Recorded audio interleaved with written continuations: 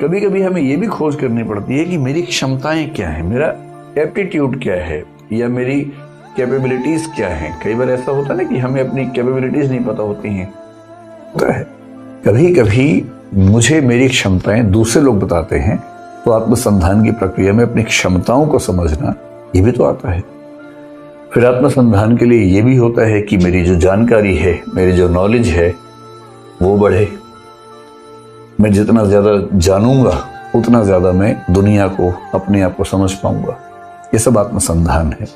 अपनी क्षमताओं को समझना, अपनी रुचियों को समझना, अपने जीवन के उद्देश्य को समझना, अपनी जरूरतों को समझना, ये समझना कि क्या मेरी जरूरत नहीं है, किस चीज के पीछे मुझे नहीं पड़ना चाहिए, मेरा पर्पस क्या है, मुझे किन किन चीजों के लिए प्रयास करना है, किन चीजों में अपनी ऊर्जा व्यर्थ नहीं करनी है।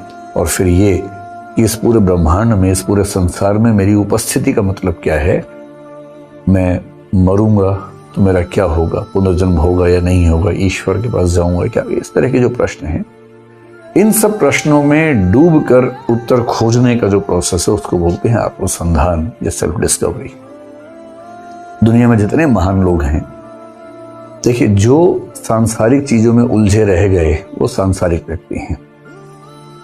और सांसारिक व्यक्ति आमतौर पर संसार के लालच, आम आदमी तो जो जिंदगी में मिला उसी को जी के चलता रहता है, जो मिल गया उसी को मुकद्दर समझ लिया, जो ना मिला उसे में भुलाता चला गया। साहिर की भाषा में अगर कहें तो वैसी जिंदगी जीता है। आत्मसंधान की कोशिश कौन करता है? जिसके अंदर भूख होती है एक बेहतर व्यक्ति बनने की, अपने जीवन का अर्थ तलाशने की। जितने दार्शनिक हैं, जितने महान वैज्ञानिक हैं, जितने महान संत हैं, वो सब उस प्रक्रिया से गुजरे हैं। और संत होने के लिए दुनिया से भागना जरूरी नहीं है, दुनिया में रह के भी कोई संत हो सकता है।